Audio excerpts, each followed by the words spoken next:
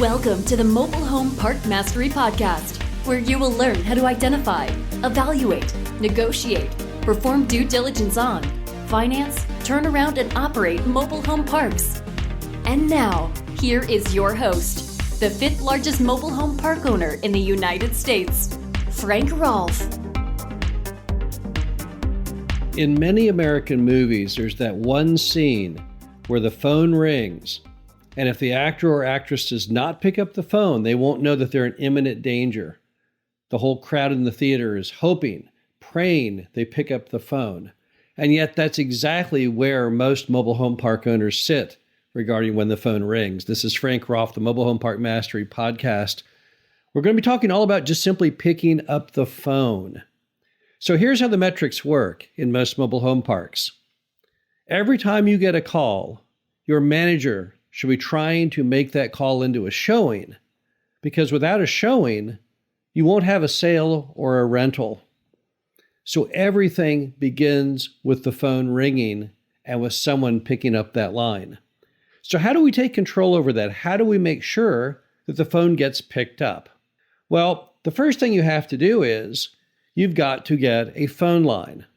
Many park owners stupidly allow the park line, the official number that's given to the public in all advertising, to go directly to the manager's cell phone. They don't even own that number. The manager owns their phone number. You can imagine the problem if you later fire the manager. All of your customers and all of those legacy ads will be calling the manager, who I'm sure will inform them it's a terrible place to live. Instead, you must have always control over the phone. It has to be the park's own line. Now, once you've got that line, next thing you need to do is you need to port that through a service such as Who's Calling. Or if you have Rent Manager as your software, the system is called VoIP. It doesn't matter what system you use. What matters is that the phone number, when ported, which then goes through forwarding, let's say to the manager's cell number, that when that call comes in, it tracks everything. The number of the caller, it also tracks the length of the call, and it records the call. Now you have power. Now you can find out the facts. Now, at the same time you're getting Who's Calling or whatever service attached to your number, it's also time to train the manager about how to properly answer a phone. You don't answer the phone at the mobile home park with, hello, or what's up, or huh? No, the correct script should be, it's a great day at the name of the property. How can I help you? It's pretty simple. It needs to be professional. It needs to be upbeat. If someone's calling to spend big money, to make a move, to live in your property, I think they deserve kind of a professional phone reception. Next, your manager must be trained. They have to pick up the phone. It can't be optional. And there's absolutely no excuse for not picking up the phone. If the manager says to you, well, I couldn't answer the phone, I was out on property. Wait a minute here. This isn't 1935. If you're out on property, that manager's got that cell phone in their pocket. Certainly they can answer it. I don't care what they're doing. There's nothing as vital as answering the phone. Driving their car, walking through the park, showing someone a home. It only takes a minute to answer the phone. Even if you can't continue with the call because of some pressing issue, you could at least answer the phone and say, I'll call you right back. That's the professional way to go.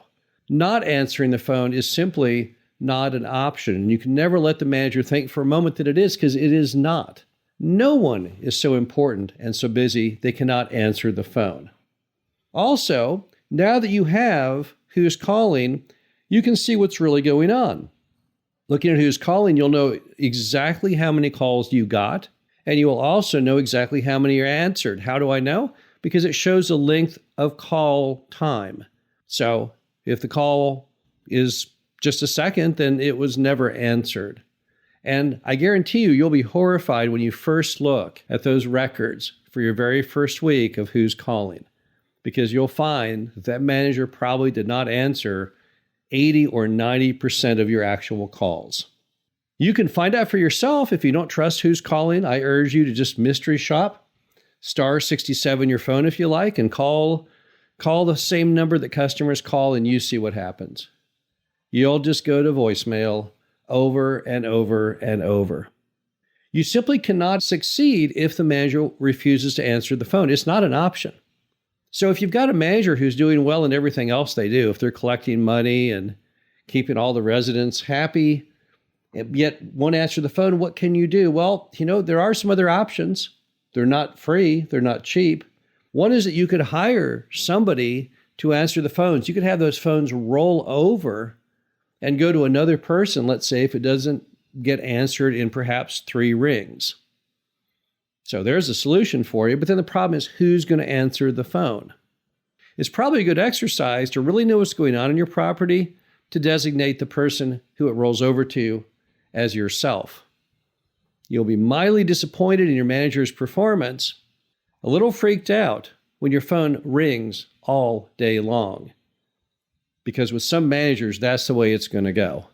They're not going to answer that phone. It doesn't matter what is going on. If they know someone is going to answer on the rollover, they'll simply let it roll over. Now, another option you have, of course, is to change managers. There's an old saying that's easier to change people than to change people.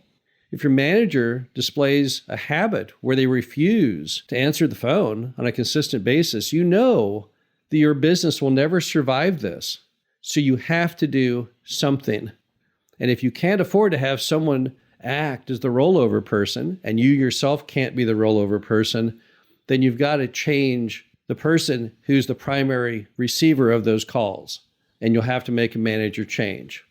Another option you would have, if your manager is doing great in everything else, only until such time as you are sold out on homes, you could choose someone else on the property and designate them as your salesperson.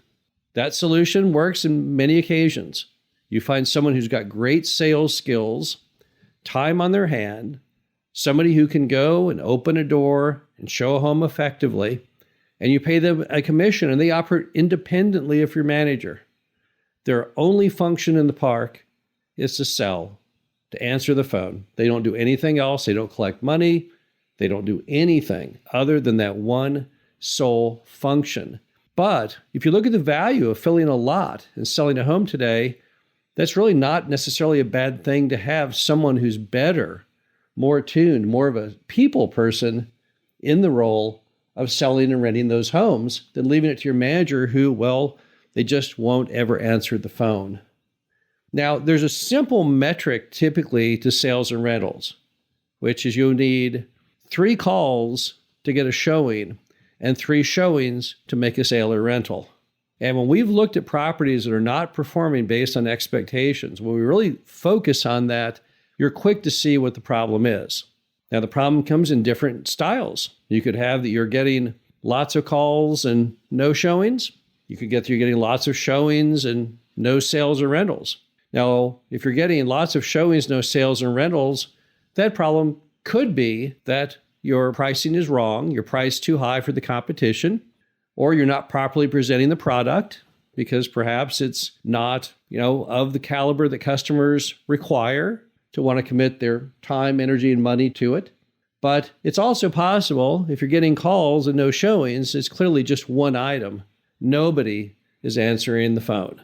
Because if you don't answer the phone, you can't get any showings.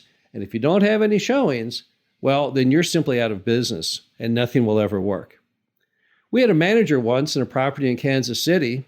They claimed that they weren't getting any calls. So what do we do? Well, we forwarded the phone. I forwarded the phone to myself. And the minute I do, my phone rang off the hook. That was the good old days. They weren't that good. That's before the advent of technology allowing you to have who's calling and a physical control of your calls coming in. But today, if you don't take advantage of all of the options that technology gives you, you're really making a terrible mistake. I've not seen a property yet that has a decent location that you cannot cure if you simply take control of your phone and make sure that it is properly answered. This is Frank Rolfe, the Mobile Home Park Mastery Podcast. Hope you enjoyed this. Talk to you again soon. Thank you for listening to the Mobile Home Park Mastery Podcast. Be sure to visit us at mhpmastery.com to subscribe to the show. Read our show transcriptions and access all of our great information on mobile home park investing.